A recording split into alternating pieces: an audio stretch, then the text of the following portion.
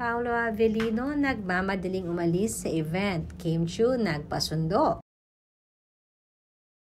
Trending at naging usap-usapan sa social media ang naging solo event ni Paolo Avellino sa Rojas Isabela,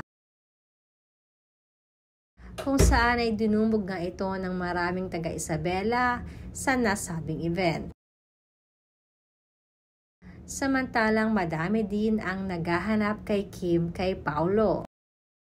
Hindi daw kasi sila sanay, lalo-lalo na ang mga manonood at ang mga followers nila na hindi sila palaging magkasama.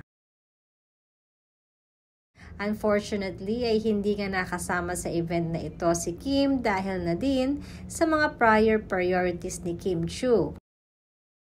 Nag-start na kasi itong mag-shoot para sa kanyang hosting sa pagbubukas muli ng Pinoy Big Brother. Ganon pa man ay naging successful ang naging event ni Paolo sa Isabela at kinagiliwan din siya ng mga ito.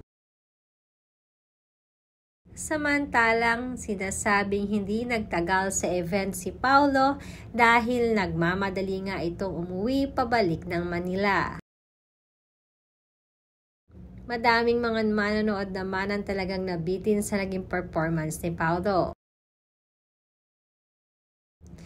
Nagmamadali nga itong si Paolo umuwi dahil na din di umano ay nais itong masundo si Kim Chiu after ng kanyang taping sa Big Brother. Samantalang ayaw naman di umanong madaliin ni Kim si Paolo sa pag-uwi ng araw na iyon. Subalit si Paolo di umano ang nag-insist na gusto niyang sunduin si Kim.